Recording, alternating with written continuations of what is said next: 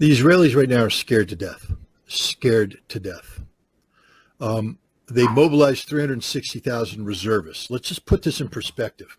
The vast majority of these people did their 2.5 years military service. The Israeli army is not very good. They have some units that are very capable, some of their special forces units, some of their specialized units.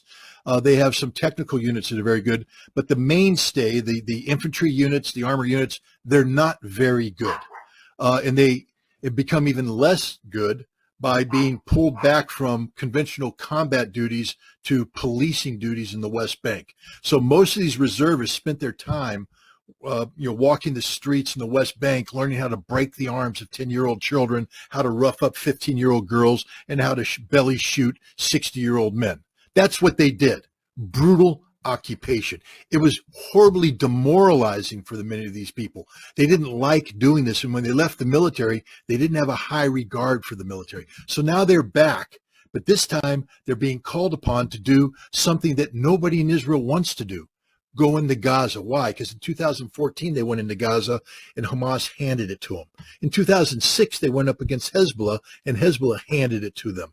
The Israeli army just isn't that good, and they're scared to death because Hamas is waiting for them. This is one giant ambush, and the Israeli intelligence is blind. They don't know where they are. They're going to have to go in there and probe, and as they probe, they're going to be blown up, ambushed, slaughtered, and they know this. The other thing that scares them is once they go into Gaza, they're going to be committed to that battle with the bulk of their reserves. And if at that time Hezbollah decides to open up a northern front, Israel's got nothing left. And even if they had something left, they can't beat Hezbollah. They can't beat Hezbollah. They know it. They've exercised it. Last year, Chariots of Fire. This year, Firm Hand. Those are the names of two major exercises where Israel tested its ability to fight a conflict against the Palestinians and Hamas in the West Bank and Hezbollah up north, and they can't do it. They don't have the resources to do it. Now you throw in Iran, and they're definitely screwed. So America is stepping in saying, hey, we're going to flex our muscle in an effort to deter Hezbollah and Iran from striking. It's not working. 2 aircraft carrier battle groups and an amphibious ready group with 2,000 Marines does not a war win. And we don't have anything behind that. We got nothing.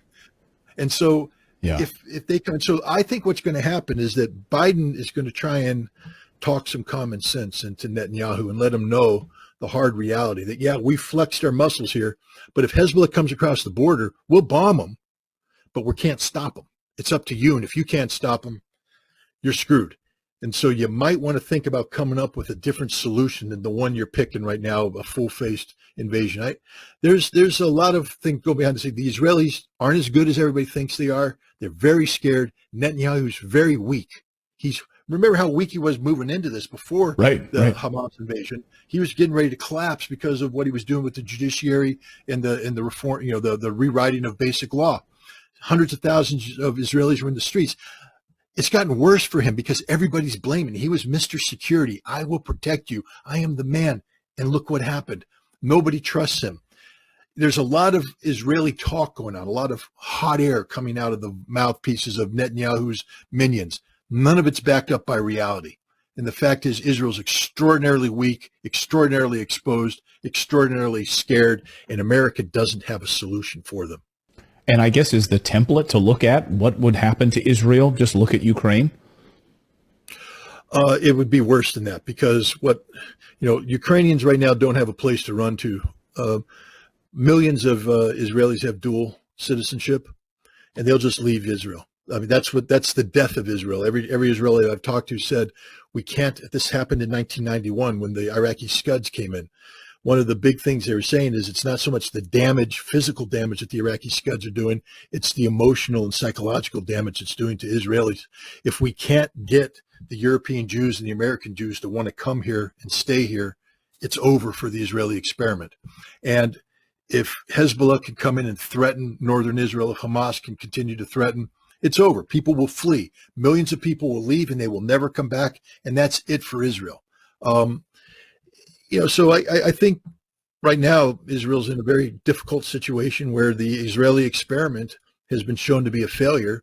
And now the question is, how do you get out of this? They're going to have to come up with a solution for Palestine, one that's acceptable to the Palestinians. And Israel no longer has the superior position where they get to dictate outcomes. They're actually going to have to negotiate. And this is where the United States could be of great benefit. But we can't, because we continually shoot ourselves in the foot by opening our mouths and threatening war with people when we can't beat them.